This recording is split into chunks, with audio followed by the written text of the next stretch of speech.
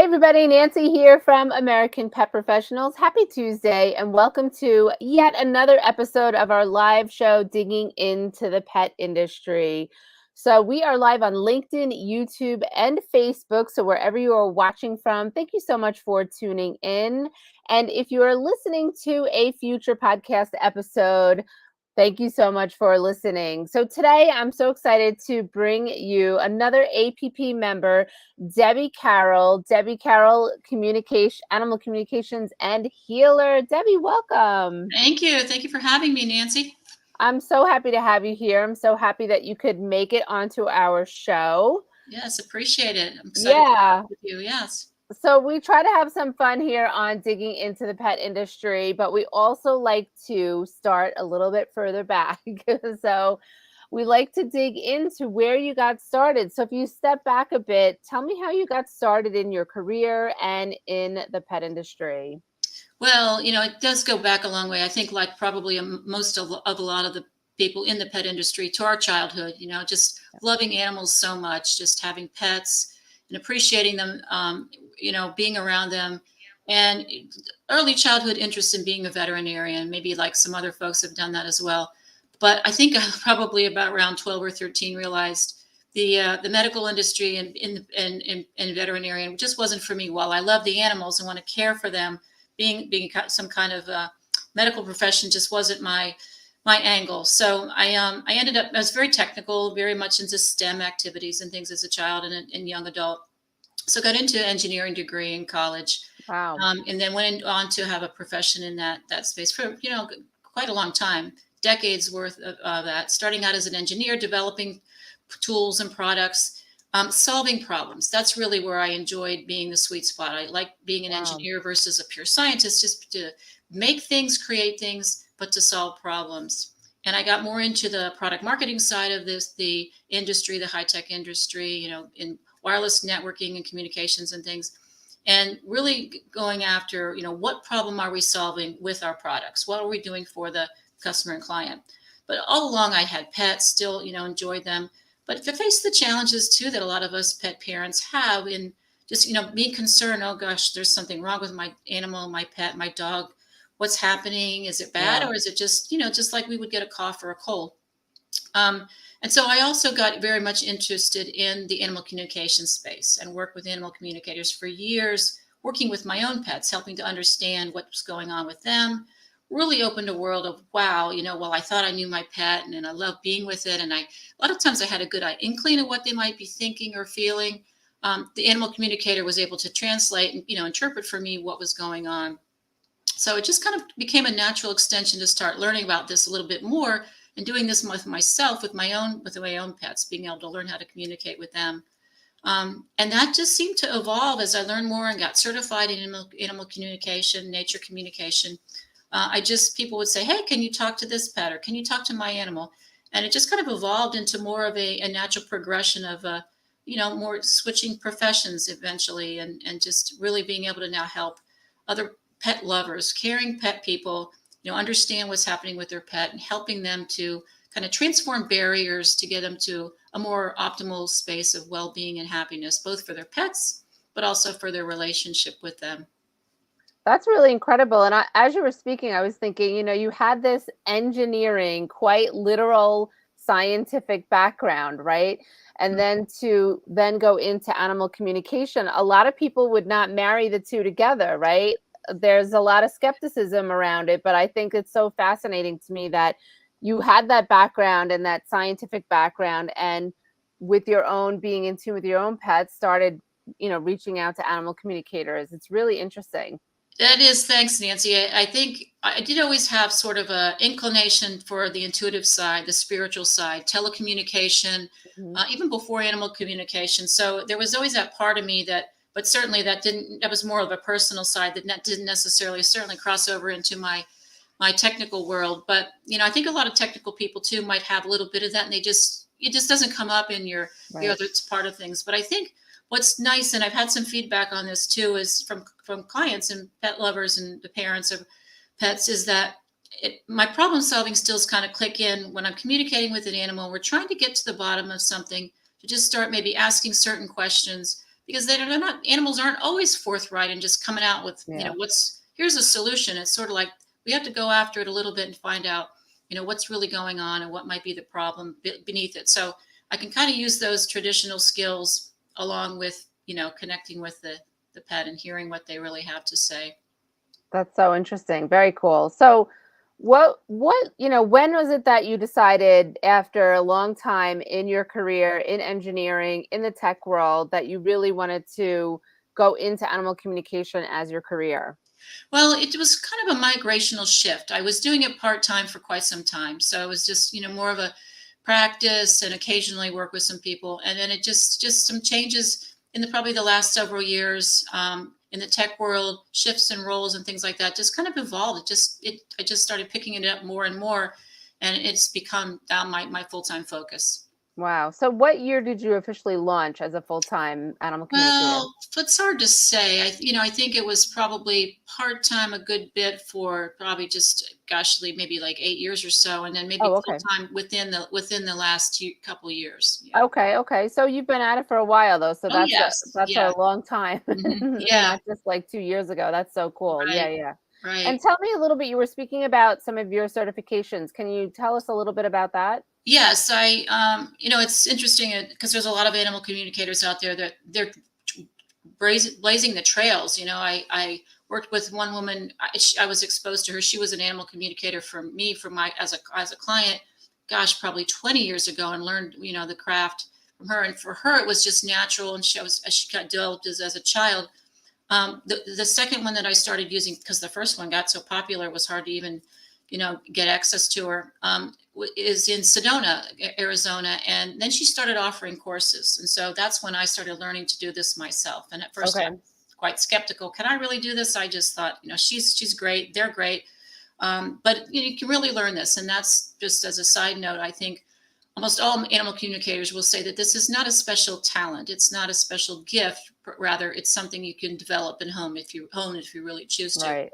But she offers formal courses. So I spent probably a good year or two learning animal communication and nature communication, both through private classes as well as group courses, and then just a really practicum. We would get on calls once a week, and she would bring in, sample people with their pet challenges and stuff like that. And as a group, we would all start to really keep practicing. I think that's the key thing there. So Yeah. that was through this Sedona International School of um, animal and nature communication that I received certification. I think it's kind of like, you hone those skills, but I also feel like, in the hustle and bustle of everyday life of regular pet parents, not necessarily pet professionals, they may not be as in tune with their pets, right? Like I feel like I'm very in tune with my dog Cody. Like I know what he's even thinking, like just looking at him. I'm like, okay, you have to do this. Okay, you have to do that, right? Because Hmm. he is always communicating. And back to one of our past guests, she said, make sure you're ABC, always be communicating in HR, in the human resources world. So Hmm. it's really kind of funny because they are always communicating. And, I used to teach a responsible dog ownership class, and we would talk to pet parents about, like, the subtle signals or subtle clues that your dog might be giving you on having to go outside, on how to potty train them and all of that. And, start talking about different things. And they go, oh, I never thought Hmm. about it like that, or I didn't realize that was a cue that my dog had to go out. So, I find it very interesting that, you did say you were skeptical if you could do it yourself, but Hmm. in honing in on those skills and learning what you would be doing is really such a important point to make when it comes to what you're doing for pet parents and the pets themselves. Right. Yeah. Thank you. And I think that you're talking about a one level, and the observation is really important. I think that's Yeah, great when people come to me for help with their pet, to get on a call, to get in a session, that they have some of that observation already. I noticed right. this. Is this what we're really saying? Is this what's really happening? That's Yeah, a great leap. And then the next level was really capturing the communication telepathically. And and there's communicators will get that differently. The right. predominant, some predominantly hear things, some see things, and some just kind of get this knowing. I'm more of the latter. It's just more of a clairsentience, and even I'll be asking my dog when something at some point in the day and I don't hear an answer right away, and later I just go, oh, it's sort of one of those eurekas that you just, that's the answer. Of course I know that. And Right. I think the big thing is really because they don't communicate verbally, right? So Right. the obvious thing there, and that you're observing, you think you're getting everything, but sometimes when they communicate, and they're just saying, this is what I'm trying to do, this is what I want you to hear, this is the point I want. So that's where it could become very helpful for pet parents that even are very observant to have the next level of clarity, Yeah. especially if some kind of issue or concern is has arisen. So what is it when it comes to your animal communication, who are the pet parents that seek you out? It's really caring pet parents that just have any kind of concern. It can be for a variety of reasons. I mean, occasionally they're interested in just sort of the fun things, like this is what they're doing. What are they thinking when they're doing this? Because it's silly or it's an antic. Right. Other times it can be just they're being stubborn about this. Why are we not able to get through to this issue, a behavioral issue? A lot of it can be health challenges, and I am obviously not a medical professional or veterinarian there, but they can help them clarify, where it hurts, or what are they actually feeling, what's the pain level, or do they have the animal has some insight as to where it's different. One example was a dog, a greyhound that was rescued as a pet, and it was limping on one paw. And two vets had both said that, oh, it seems like a sprain. It should just clear up with some rest in a couple weeks. And that didn't happen. And it turns out that the dog was telling me that there was a pain in her back, upper back, and it was radiating. So it was Mm. just one of these things where the experience was being felt in the paw, but the cause was somewhere else. And chiropractic can help with that. But one of the key things that people call a lot about to have a session, sadly, is the challenge around euthanasia. And Yeah. is it time, or what do I need to know? And some are remorseful of what happened. I just want to know, my cat died 6 months ago. Did I do the right thing? Like a lot of Yeah. us, they might think, oh, it's too early. Was it too early, or did we wait too long? And that kind of thing. So giving that clarity, we can talk to animals in spirit as well as obviously living, and some people aren't aware of that, so that's helpful too. So it's, to answer your question, a wide variety of reasons. We want to get another pet. What does my pet think about that? What would they like? um, Sometimes it's simply a matter of, we're going to move and we want our pet to understand this and what's going on, and just that clarity can help the animal as well too, because it's traumatic to be seeing the house being packed up, and especially Yeah. if the pet has been a rescue and has gone through some transitions before that have been quite traumatic. Yeah. Dog forbid you pack a bag to go anywhere. Hmm. Right? The Yes. dog is Hmm. staring at you like, Yes. are you taking me with you or are you Mhm. leaving me behind? I get that Right. for sure. Hmm. That's so interesting. So, what would you say to what would you say is most full to you in your services that you do? I think it's for me, it's just hearing that. Well, one, being able to have that animal convey what it really thinks and feels to its people. It feels Mhm. so rewarded. The animal is so grateful, and they're so happy. But the other thing I think that's really meaningful is it just continues. I continue to see this and experience it every session. Every session is different, but it just kind of builds on this whole premise that they just care so much about their people, Yeah. go to great lengths with their people. And so to me, that's just been the most meaningful aspect, is how far animals will go to really help the people. In some cases, they'll take on some illnesses, or they'll be really stubborn, or they'll put up some really poor behavior, risking their maybe even getting rehomed or something, to try to get the people's attention, Mhm. some shifts. Something's wrong with you physically, or this behavior is not acceptable, or you're unhappy. Let's just figure this out. So I think that's really it. Is just the great lengths that our animals will do to serve us. Yeah, it's really interesting that you said that because, you hear the stories of dogs pawing at a spot on somebody and that turns out to be skin cancer, or they Exactly. have so many different service dogs that alert people to low sugar and all the things, and they are trained to do that. But Hmm. some of these communications, like you're saying, it might seem like a bad behavior to a parent, to a pet parent, and then you find out later that they were like, oh, the spot that that dog wouldn't leave me alone about, that I was yelling at, pushing him away, it turned out that I had a spot of cancer or something was wrong. So, Right, right. it's really interesting.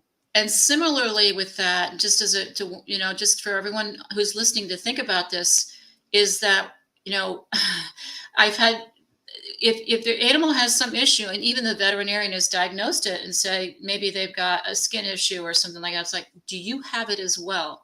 And sometimes Mm, people go, well, yeah, they don't it's surprising to them that that didn't even it occur doesn't to click. them. So often the animal will take on some kind of physical attribute, physical ailment. I won't always say illness, but ailment that their people have as well. And Hmm. it's to almost to mirror, let's get some attention on this issue and this concern.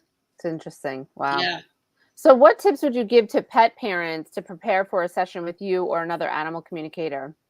Well, just obviously have a couple questions in mind, but really be thinking and do some observations, just sort of as you mentioned, Nancy. And that's kind of what I touch on in my recent book as well, is just some things to think about and be observant regularly. And so that if you can present that information, we can get a running start and we don't have to go into lots of deep questions. But it's really kind of a prioritization of questions. I find that the session, regardless of the length, I do typically half hour, 45 or 1 hour, 45-minute or 1 hour sessions. Um, it goes so fast. The animals are just, once they get going, they really have a lot to share. And that prompts the people, their parents, to think of other questions or conversations going. Right. So it's really just to kind of have, and you don't have to be overly prepared, but because a lot of times things will come up that are surprising as a result of those first Hmm. several questions. So it's really just prioritization of concerns and just having have observed anything else that might be pertinent.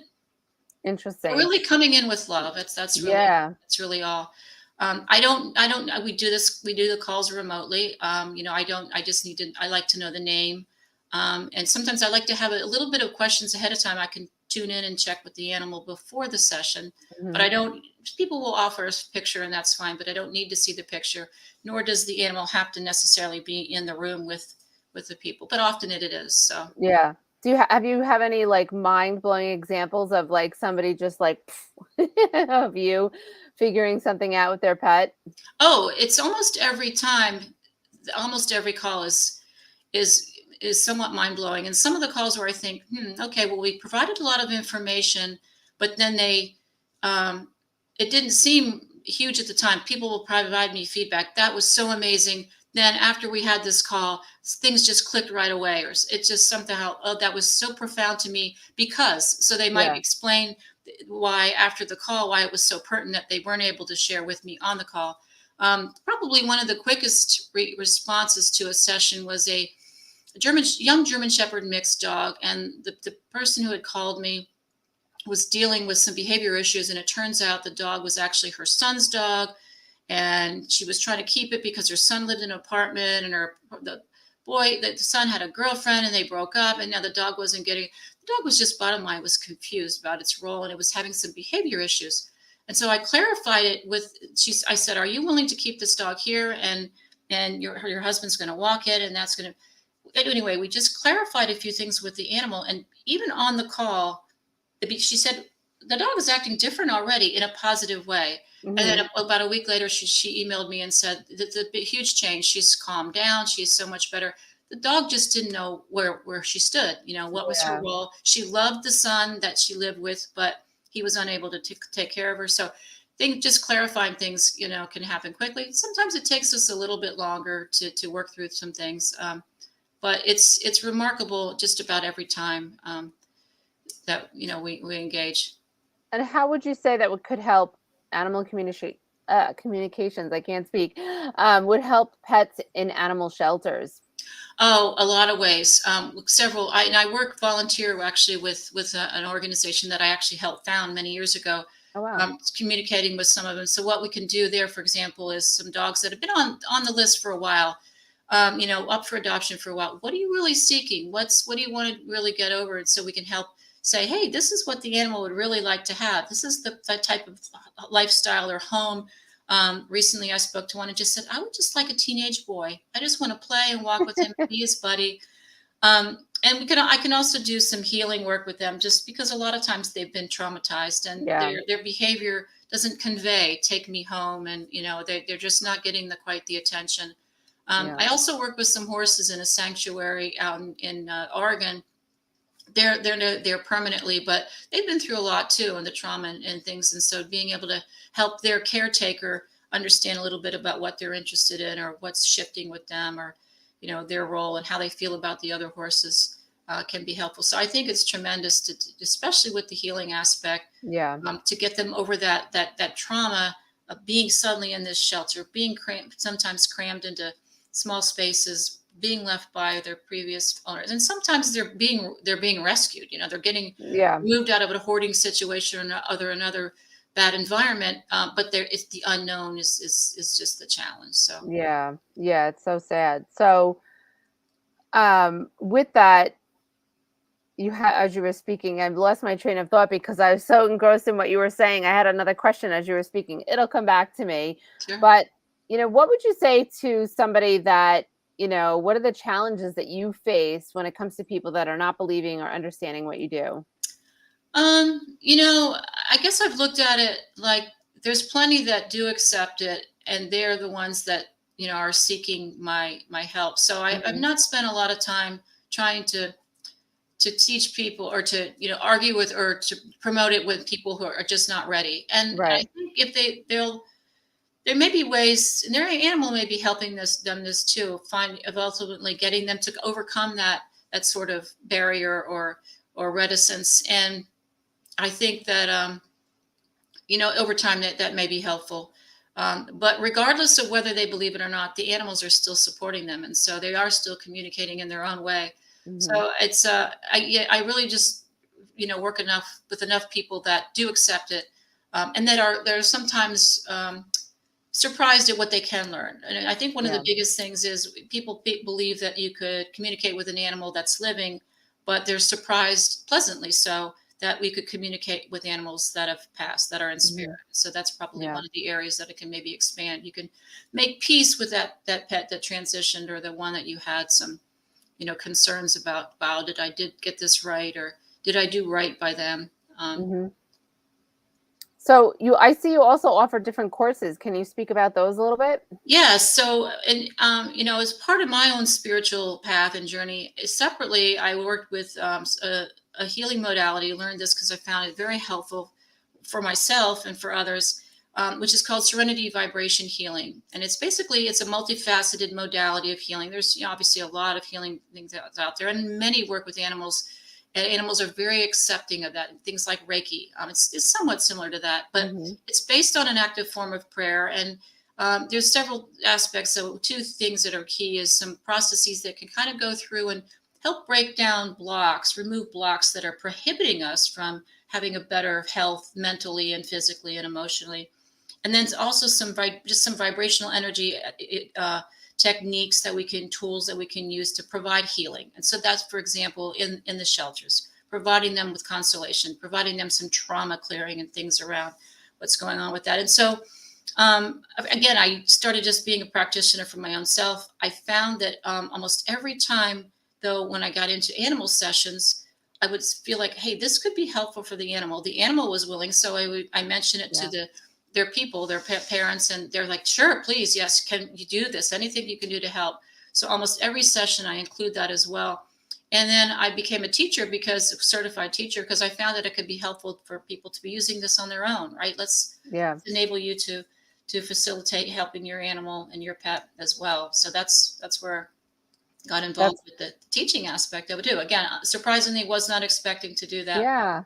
but just as I saw that benefiting the animals and their people who are their caretakers, it made a lot of sense. I love that you're offering your services, but also offering courses and educating people in it. It's really, Uh, it's a really great service for people that are interested and want to learn more and figure it out. So, okay, so let me ask you this. I know you've had something exciting happen in the last like month, right? Whatever, yes. 6 weeks, month that you just launched. Is this your first book? This is my first book, yes. Yes, your first book, Be Your Pet's Champion. And I just first of all want to congratulate on you on that and becoming an author. That's an amazing task in and of itself. Thank But I you. want you to tell us about the book. Like, what is the book about? And then what led you to write the book? Sure. Well, I'll start with the second question first. It was really the animals, ironically, that led me to this, that encouraged me to get this out and to kind of help again caring pet lovers. This is the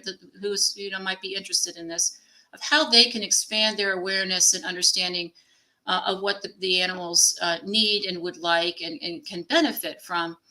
And so the book is really, it's called Be Your Pet's Champion, and it's really intended to share things that I've learned through the animal communication and healing practices with these animals, with over the last 5 to 10 years, and to let parents know about this, as soon as possible, to be aware of Yeah. these things even before they might consider having a call with an animal communicator, or before they can, even get too far down the road with some kind of ailment or illness or behavior issue. And so the intent there is just to share a lot of information about what, be observant with the pet, just as you said earlier, Nancy, and keep looking for these things. I even include a free guide that you can go get from my website when within the book is got a link for that, to just kind of keep just nothing too meticulous, but start on a regular basis tracking things. Mhm. What's happening differently with the family? Is something changing? That our family dynamics always change, especially with children. And Yeah. perhaps it's a there was a loving 12-year-old that was so close to the animal, the dog, and now this is a now 14-year-old who's got a social life and sports, and the animal's not getting the attention anymore. And so the Yeah. animal still obviously loves the person, but it's affecting the animal. So these things to think about are like, well, why is this dog suddenly peeing in the house? It's been house trained for years, that kind of thing. To Yeah. be looking for these types of changes and shifts, and just to provide some more awareness of what can really affect our pets, and then how, as a loving pet parent, you can make some changes or take some actions, or to really kind of enhance that life, right? Optimize their health and well-being, their happiness, really, and their well-being. I love that. I love all that. So let me ask you this. I know that you've already hit a pretty impressive milestone with your book. Can you tell us about that? Yes, it did. It hit number one bestseller on Amazon. Yes, Wow. yes, That's thank you. incredible. It That's is. It's very incredible. nice. So for anybody watching, you can find Debbie's book on Amazon. It's called Be Your Pet's Champion. I'm really intrigued by the book and the worksheet that you have, because I think that's so important to really pay attention to what's going on with your pet. And I remember my question: what was the name of the organization that you founded to work with animal shelters? Yes, thank you. I was a co-founder of an organization called Heart, Homeless Okay, Animal Rescue Team. There's actually nice. several Hearts, I think, throughout the country, but this is heart90.org. But we founded it back in 1990. A group of us, probably about Wow. 6 of us, that had been volunteering at another organization, and we're just feeling, like we wanted to do more with foster homes and a little bit slightly different approach. And so it remains active today, and I still work with them in a variety of activities, and certainly with helping communicate with either fosters that have, some questions and things like that, as well as helping some of these pets get adopted if there's anything we can do through the communication aspect of Hmm. it, healing. I love that. Well, thank you for being one of the founders. That sounds really wonderful. Thank you. Okay, so what is it about your business that makes it unique or stand out? I think, well, obviously there's other animal communicators, and they're everyone, I worked with others, and it's great. I think, the fact that I offer the healing is a little bit different as well. And Mm. because it kind of just really goes together. But I've also had feedback, ironically, with someone along the line, that the sort of my approach to how I dig into the questions and things like that, my background, my engineering background, actually Yeah. kind of gives it a little bit different edge or angle to it. And so I think that's been a little bit another area where, I think it makes it a little bit different and unique. Yeah, that's so cool. I could totally see that. Mhm. Being way more like phew, zoomed in. That's so cool. Yeah. So, as a business owner, what is most important to you? Um, what's most important? I think it's really staying true and seeking the goals of my helping the pets and their pet parents, right? And just kind Mhm. of focusing in there, and just really, hoping that there's the people who need the help are able to find me and come to me. But I think it's just really staying true to that ability to really help animals, and then through the helping the animals, we're making more and more people aware of just broader aspects of what the animals think and feel, and the real essence of them. I think we still have a lot to learn with that too, and so I think that's part of my business, is really continuing to learn more and more about you know their amazing abilities, and the what they still have to offer above and beyond what we obviously know. Right, right. Yes, like I've always been saying, we're still scratching the surface of animals and pets and You dogs and bet. learning Yes. about it. Even though they do so much, I feel like there's just so much more to be uncovered, you know. I feel like Mhm. in 20 years from now, we're gonna look back and be like, all the things that we didn't know, right? That's That's kind of how I right. look at it. So what is the best piece of advice you have ever received in your career? Could be either part of your career. Um, I think it's it's really being true to yourself and following the kind Hmm. of the gut and what seems right. I think even working in the business world in high tech, it's still technical, but it's Yeah. there's still, obviously, it's corporations, and there's still politics and things like that. And so I think it's just being true to yourself. And in my case here with the animals, it's being true to the animals and honoring them. I think it's not a direct answer to your question, but I think one of the key things that I learned, and actually was the first basically professional, if you will, session that I had, was someone referred to me, and a client is gonna pay me for a session. It was just the person, the pet parent, had a dog that had been recently diagnosed with cancer, and they had one question. It was like, is she in pain, and what can I do for her? And I thought, wow, this is a tough one. This is really a Yeah. tender issue versus something a little bit more casual. Why is he pulling on the leash or something? But Yeah, yeah. um, what I learned there through that session was that the animal took over. It was just amazing. Still today, I get chills thinking about it, because I became the vehicle. So I was really just conveying what the animal had to say, and so I was getting out of my own head, getting out of the way, Mm. and the animal had so much to share, and the person was just overwhelmed with the information. And it wasn't because of me. It was just, the animal was really the dog was really the key there. And so it's really just, allowing, the best to happen, and allowing the best things to flow through. I love that. And you did answer it. You said being true to yourself. So Yeah. along the way, somebody, gave you that Yeah. advice. Mhm. But I love that. So what advice would you give to someone who is thinking of entering into the pet industry specifically to do something like what you're doing, being an animal communicator? Sure. Well, I think the key is, one, we could always use more. It's so welcome. I think it's just really having the confidence and just starting to dive in. I Yeah. do advise lessons. And when my teacher still does a lot of really good teaching of the animal communication and things, but it's just really the practice and getting into it, to start. And you can start communicating almost the first day. Yeah. It's pretty straightforward. So. I love that. I love that. So is there anything else that I didn't ask you about your business that you'd like to add? Um, I don't think so. I'm here to help pet parents. I'm here to help the animals. And if you think there's a reason that maybe it's not appropriate for communication, let me know, because I haven't found a reason yet that, Hmm. this isn't right for you. I think a lot of times people might think, well, do I need to go to a vet? Certainly, I'm not a substitute for a veterinarian. Right. Obviously, when the vet is perplexed, or there's some other issues, that the animal wants to share about the condition, could be helpful too. Sometimes they have preferences about, you know, there's just tough choices to make, a big surgery, or you know, processes that could be painful, Yeah. and there's no guarantee that they're going to be successful. Yeah. Or even, sometimes it does even evolve into, okay, yeah, let's work with suggest a trainer as well. Hmm. It's not a cure all, but it certainly can be a wonderful complement to anything else that you're dealing with your animal. And I think the key is to get it early on. Our pets have such shorter lives than ours, Yeah. and there's a lot of times things can really escalate pretty quickly, maybe more than a behavior issue with a child, for example. So the sooner the better, and explore anything that you have with your pet. Yeah.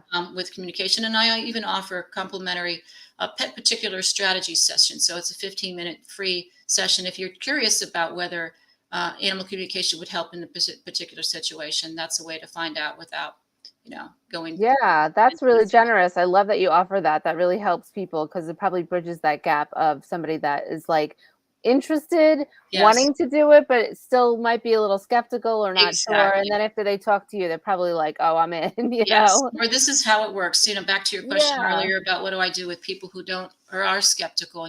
This is Yeah. how it could work, and this Yeah. is this maybe right for you? So. I love that. So, where can people that are watching or listening to connect with you? Well, the best way is my website, debbiecarole.com. And I've got information there. You can book appointments there and certainly reach out and contact me. And I'm on Facebook and Instagram as well, and Okay. LinkedIn. Nice. Everybody needs to be on LinkedIn if you're not Yes, watching on LinkedIn. that's right. I love that. I love that. Okay, so we'll put the link to your website in our comment section on all the platforms. Debbie, thank you so much for being here. Thank Congratulations you. again on being a best-selling #1 author on Amazon. Really incredible. Check out her book. What is it called again? I'll let you say it so I don't mess it up. Be your pet's champion. Yes, Be Your Pet's Champion on Amazon. And thank you so much for your insight today. I'm so happy that I could have you on today and learn more about everything that you do. Thank you so much, Nancy. Really appreciate the opportunity. Thank you, everyone. Take care, everybody. Have a great rest of your day. Thank you, everyone. Bye bye. Bye.